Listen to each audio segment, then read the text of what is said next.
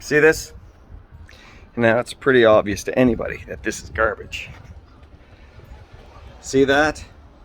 That's not as obvious to people that it's garbage. And the person that it's not always obvious to is me. See, I told you I needed to clean up my shed. So we're in the process of doing it. Taking down the shelves, we're going to rearrange things so things actually work in here. And I got a guy working with me, Jimmy. Met him yesterday. And Jimmy said, "Are you going to keep those shelves?" And I'm like, "Well, you know." He goes, Jimmy says, "Don't keep the shelves." I was like, "Jimmy, but they're good shelves." He goes, "Are they really, Tim? Are they really good shelves?" And then, if that's not bad enough, Will gets involved. "Tim, you don't need those shelves." And I'm thinking, those are stinking good shelves. Why would I throw out perfectly good shelves? Because actually they're not perfectly good shelves. They're garbage. But I convinced myself that I need them. And I really don't. Actually, what's going to happen is they're going to be put somewhere that I think makes sense. And they won't make sense. And they're going to be in the way. And then I'm going to wish they were never there. But since they look good, I kept them. Sometimes it's hard to let go of stuff. Especially when you think, I could use that. That could help me. That could be good for me.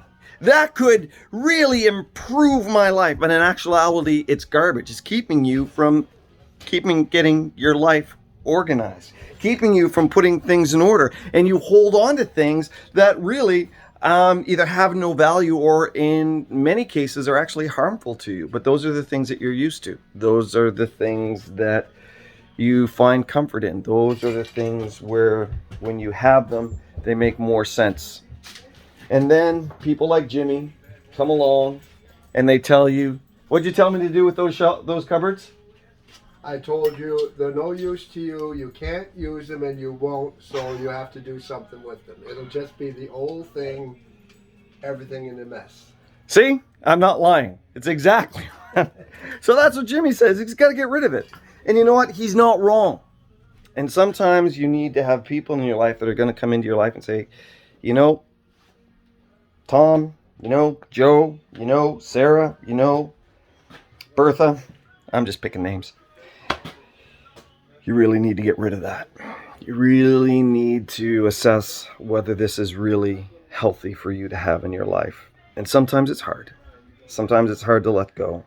Sometimes it's hard to recognize that those things that once had purpose now have no meaning in your life. And they have a memory, and maybe it's a good memory.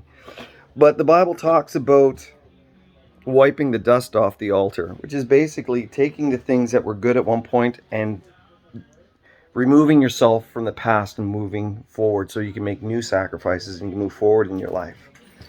So I'm cleaning up my shed.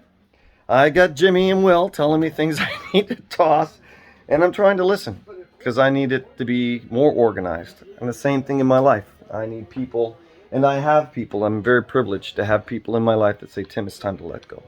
So I hope that's an encouragement to you. These people are an encouragement to me.